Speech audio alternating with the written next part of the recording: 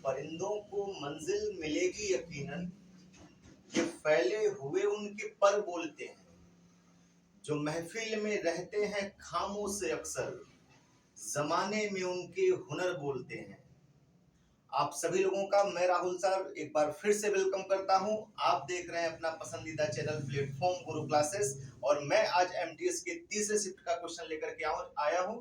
आज हम सभी लोग मिल करके तीसरे शिफ्ट के क्वेश्चन को सॉल्व करेंगे। जैसा कि आप सब लोगों को मालूम है कि एमटीएस में 25 क्वेश्चन मैथ से पूछा जाता है, और हम लोग 2 या मैक्सिमम 3 वीडियो में एक एक शिफ्ट के क्वेश्चन को सॉल्व कर रहे हैं। आज तीसरे शिफ्ट के क्वेश्चन को सॉल्व करते हैं, और पहला क्वेश्चन आपकी स्क्रीन के सामने ये रहा। सवाल ये कह रहा है, आज एक वस्तु को 5600 रुपए में बेचने से होने वाला लाभ। देखिए, एक सामान को एक व्यापारी ने कितने रुपए में बेच दिया मेरे भाइयों? 5600 रुपए में ये बेच दिया, सेल कर दिया। 5600 रुपए में बेचने से होने वाला लाभ, 2400 रुपए में बेचने से होने वाली हानि। 2400 रुपए में बेचने वाले हानि से के बराबर है। देखिए, 5600 रुपए में बेच रहे हैं तो मुझे प्रॉफिट हो रहा है, और 2400 रुपए में बेच रहे तो मुझे लॉस हो रहा है। लेकिन सवाल में बोल रहा है कि जितना लाभ हो रहा है उतना ही नुकसान हो रहा है, क्योंकि लाभ हानि के क्या है? बराबर है। तो सबसे पहले आप मुझे बताओ, यदि लाभ हानि के बराबर होगा तो हम लाभ निकाल लें और हानि निकाल लें और दोनों को आपस में बराबर कर दें। लाभ के कंडीशन में विक्रय मूल्य अधिक होता है, और हानि के कंडीशन में क्रय मूल्य अधिक होता है। यह आप सबको पता ही होगा। क्रय मूल्य सवाल में कहीं नहीं दिया, तो क्रय मूल्य को हम एक्स भी मान सकते हैं। और जब मैं प्रॉफिट निकालूंगा तो प्रॉफिट का मतलब होता है एसपी माइनस सीपी। तो एसपी यहाँ पे 5600 रुपए है, आपको मालूम ही है। माइनस सीपी को हमने एक्स रुपया, अभी बोला कि एक्स रुपया मान लो। इधर एक्स माइनस 2400 हो जाएगा। क्यों? मालूम है ना, क्योंकि लॉस जब होता है तो क्रय मूल्य ज्यादा होता है, तो क्रय मूल्य में से विक्रय मूल्य घटाएंगे तो नुकसान पता चल जाएगा, और विक्रय मूल्य में से क्रय मूल्य घटाएंगे तो आपको लाभ पता चल जाएगा। सवाल में बोला कि ये दोनों आपस में क्या है? बराबर है। अब आप मुझे बताइए, ये माइनस एक्स इधर आके प्लस एक्स हो जाएगा, ये माइनस 2400 उधर जाके प्लस 2400 हो जाएगा, तो 5600 2400 8000, और ये हो जाएगा 2x। तो x का मान आपको मालूम है कितना हो जाएगा? 4000। यदि सवाल में इसमें पूछा होता कि सामान का या वस्तु का क्रय मूल्य कितना है, तो आप बोलते इसका क्रय मूल्य 8000 है। लेकिन यहाँ पे आपको क्रय मूल्य नहीं बोला, लाभ की प्रतिशतता बतानी है। तो लाभ हो चाहे नुकसान हो, वो हमेशा क्रय मूल्य पर देखा जाता है, इसलिए मुझे क्रय मूल्य निकालना पड़ा। तो आप मुझे बताइए, 4000 रुपए पर जो फायदा हो रहा है वो कितने का हो रहा है? भाई 4000 का सामान 5600 रुपए में बेचा गया है तो फायदा हुआ है। तो 4000 का सामान जब 5600 में बेचेंगे तो जाहिर सी बात है 1600 रुपए का फायदा होगा। और इस फायदे को प्रतिशत में बदलना है तो आप 100 से गुणा कर सकते हैं मेरे दोस्तों। 2 0 2 0 कट गया, 1 0 0 कट गया, 4 चौक का 16 हो जाएगा, 4 दहा में कितना हो जाएगा? 40 हो जाएगा। मतलब इस पूरे लेन देन में जो प्रॉफिट होगा वो 40% का होगा दोस्तों। कितने परसेंट का? 40% का। ऑप्शन नंबर सेकंड आपका सही है। ठीक है, दूसरे क्वेश्चन की तरफ आगे बढ़ते हैं। दूसरा क्वेश्चन कह रहा है कि यदि विश्वा की चाल 26 किलोमीटर प्रति घंटा है, एक विश्वा नाम का व्यक्ति है, उसका चाल 26 किलोमीटर प्रति घंटा है, तो 1300 मीटर की दूरी तय करने में उसे कितना मिनट लगेगा? 1300 मीटर की दूरी उसे तय करने में कितना समय लगेगा दोस्तों? आप मुझे एक चीज बताओ, छोड़ो ये 1300 हटाओ। 26 किलोमीटर कितने घंटे में? प्रति घंटा का मतलब 1 घंटे में 26 किलोमीटर चल रहा है। तो किलोमीटर को मीटर में बदलने के लिए 1000 से गुणा कर सकते हैं। 26 किलोमीटर को आप 26000 मीटर लिख सकते हैं, और आप ये कह सकते हैं कि 2600 मीटर चलने में उसे कितना घंटा लग रहा है? 1 घंटा। 1 घंटे को आप मिनट में लिखना चाहे तो आप कह सकते हैं कि 60 मिनट लग रहा है।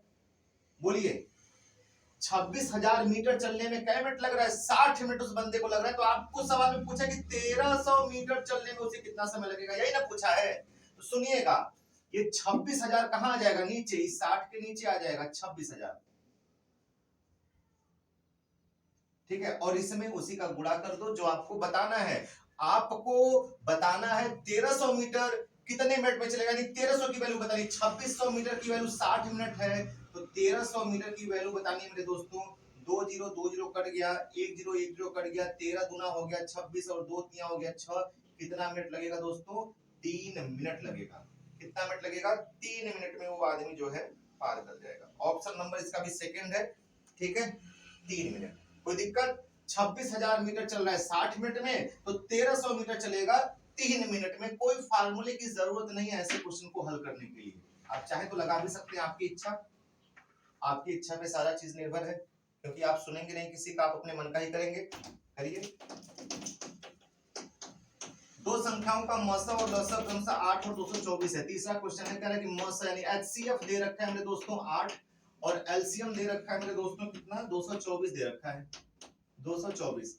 और कह रहा है कि यदि दोनों संख्याओं का अनुपात 4 संबंधित 7 हो। ये जो एलसीएम और एचसीएफ है ये दो संख्याओं का है। इन दोनों संख्याओं का जो अनुपात दे रखा है मेरे दोस्तों वो है 4 संबंधित 7। तो दोनों संख्याओं में से बड़ी संख्या कौन सी है, आपको बड़ी संख्या बतानी। बहुत सुंदर सवाल है, आप कुछ मत करिए, सुनिएगा। आप मुझे बताइए, यहाँ पे दो संख्याओं का अनुपात है 4 संबंधित 7, क्लियर है। अब इनका महत्तम समापवर्तक दे रखा है 8। तो आप समझिएगा, यदि हम किसी संख्या से महत्तम समापवर्तक उसका निचोड़ लेते हैं नींबू की तरह, किसी संख्या से महत्तम समापवर्तक यदि उसका निकाल लेंगे तो वह संख्या अनुपात में बदल जाएगी, और किसी अनुपात में उसके महत्तम से गुणा कर देंगे तो वह संख्या मिल जाएगी। तो आप मुझे बताइए 8 चौक का 32, पहली संख्या तुरंत आपको पता चल गई 32, और 8 7 56, दूसरी संख्या पता चल गई 56, दूसरी संख्या पता चल गई 56, बड़ी संख्या पूछा तो आंसर आ गया 56। इसका कोई रोल ही नहीं है मेरे दोस्तों, ये एलसीएम का कोई रोल ही नहीं है। आपका जवाब होना चाहिए 56। बड़ी संख्या पूछेगा तो 56, यदि छोटी संख्या पूछता है मेरे दोस्तों तो आप कहते हैं 32। चलिए फटाफट चौथे क्वेश्चन की तरफ आगे बढ़ते हैं, ठीक है। चौथा क्वेश्चन आपके स्क्रीन के सामने ये रहा। चौथा क्वेश्चन कर रहा है कि 8,000 रुपए की धनराशि वार्षिक चक्रवृद्धि ब्याज की दर से 15% की दर से कितने समय में 12,167 रुपए हो जाएगी। देखिए मूलधन आपका 8,000 है, मार्कर भी नहीं चल रहा है, पता नहीं क्यों। मूलधन में दोस्तों सवाल में दे रखा है 8,000 रुपए, ठीक है। ये 8,000 रुपए मूलधन दे रखा है। चक्रवृद्धि ब्याज की जो दर दे रखी है वो दोस्तों 15% दे रखी है, और सबको मालूम है कि 15% का मान होता है 3/20। कितने समय में ये जो पैसा है, कितने समय में ये पैसा कितना हो जाएगा मेरे दोस्तों, 12,167 रुपया हो जाएगा। कितने समय में, तो आप मुझे एक चीज बताइए, कितने समय में ये पूछा है ना, टाइम आपको बताना है। तो मूलधन को रख लीजिए नीचे 8,000, ठीक, और ये 12,167 को रख लीजिए ऊपर। इधर मूलधन मिश्रधन यही है ना, और यहाँ पे देखिए मूलधन कितना है 20, और मिश्रधन की 20 और 3 कितना हो जाएगा, 23 हो जाएगा, ठीक है। ये दोनों आपस में बराबर, क्लियर है। इधर मूलधन देखा जाए तो 12,167 है, सॉरी मिश्रधन, और मूलधन देखा जाए तो 8,000 है। इधर मूलधन देखा जाए तो 20 है, और मिश्रधन 20 और 3 23 है, दोनों आपस में बराबर। लेकिन क्या ये बराबर लग रहे हैं, नहीं है। यदि ये बराबर नहीं है तो आप क्या करें, कुछ ना कुछ करामात करना होगा। यदि इनका, सॉरी ये गलती हो गया, समय पूछा है तो समय हमेशा याद रखिएगा पावर में होता है। यदि इनका क्यूब कर देंगे मेरे दोस्तों तो 20, देखिए ये 8,000 नहीं हो जाएगा, 20 गुणे 20 गुणे 20 करेंगे तो 8,000 हो जाएगा मेरे दोस्तों। अब यदि ये 8,000 हो गया तो इसका यदि आपको क्यूब नहीं पता है तो भी कोई दिक्कत नहीं है, आपका उत्तर आ जाएगा कितना, 3 साल। बहुत ही शानदार कॉन्सेप्ट है। मूलधन नीचे मिश्रधन ऊपर, इधर मूलधन नीचे इधर मिश्रधन ऊपर, दोनों आपस में क्या हो गए, बराबर। लेकिन बराबर नहीं दिख रहे हैं। समय पूछा तो समय आपको मालूम है टी हमेशा पावर में होता है, फार्मूला देख लीजिएगा। तो पावर में कितना मैं कर दूं कि ये 20,000 8,000 हो जाए। पावर में 2 करूंगा तो 20 20 हम 400, पावर में 3 करूंगा तो 20 का गुणा 3 बार करेंगे तो 8,000 हो जाएगा। यदि ये 8,000 हो रहा है तो 23 का क्यूब ये 12,167 होगा ही होगा दोस्तों। इसका उत्तर होगा 3 साल, ठीक है। आपके एमटीएस में पूछा गया, कितना शानदार क्वेश्चन, देख लीजिए। अब चलते हैं पांचवें क्वेश्चन की तरफ, ठीक है। पांचवा क्वेश्चन क्या कह रहा है भैया, हाँ, ये तो आप कह रहे ये एक काम को 20 दिनों में कर सकता है, एक काम को 20 दिन में कर सकता है, और 20 को 14 दिन में कर सकता है। 7 दिनों तक दोनों एक साथ काम करते हैं, 7 दिन तक दोनों एक साथ काम करते हैं। तो शेष बचे कार्य का भिन्न में मान क्या होगा। देखो दोस्तों 20 है, 24 14 है। अब बताओ टोटल काम प्ले निकाल लो कि इन दोनों को मिलकर के काम आखिर में करने कितने हैं। तो जो टोटल काम होगा वो इन दोनों का एलसीएम होगा। तो 20 14 का एलसीएम कितना हो जाएगा, आपको यदि नहीं पता तो इन दोनों में देखिए 2 कॉमन है, 2 7 14, सॉरी यहाँ पे ना 2 7 14 और 2 दाना में 20, तो 10 दूना 20 है, 2 7 14 140 ले लेते हैं, 2 7 14 और ये कितना हो जाएगा 10, ठीक है। इसमें 20 का भाग लगाया 7, इसमें 14 का भाग लगाया 10 आ गया। ये है टोटल काम जो हमें उनसे करवाना है, और ये है उनकी क्षमता ये किसकी क्षमता है, ए की, और ये किसकी क्षमता है, बी की। यदि ए से काम करवाएंगे तो दिन भर में 7 काम करने की क्षमता, उससे ज्यादा नहीं कर सकता। बी से काम करवाएंगे तो बी दिन भर में 10 काम कर सकता है, उससे ज्यादा नहीं कर सकता। दोनों मिलकर के यदि काम करेंगे तो 10 और 7 17 काम करेंगे एक दिन में। कितने दिन में, एक दिन में काम करेंगे मेरे दोस्तों 17 काम। ठीक है, तो कितने दिन तक 7-7 काम करते हैं बताइए, 7 दिन तक। तो 7 दिन में कितना करेंगे, 17 7 119 काम करेंगे। टोटल 119 काम करेंगे, 119 काम करेंगे। और काम कुल कितना था, 140 काम था। 140 काम में से 119 काम खत्म हो गया, तो आपके आंख के सामने 21 काम और पसरा पड़ा है। ये 21 काम कितने में से बाकी है मेरे दोस्तों, 140 में से बाकी है।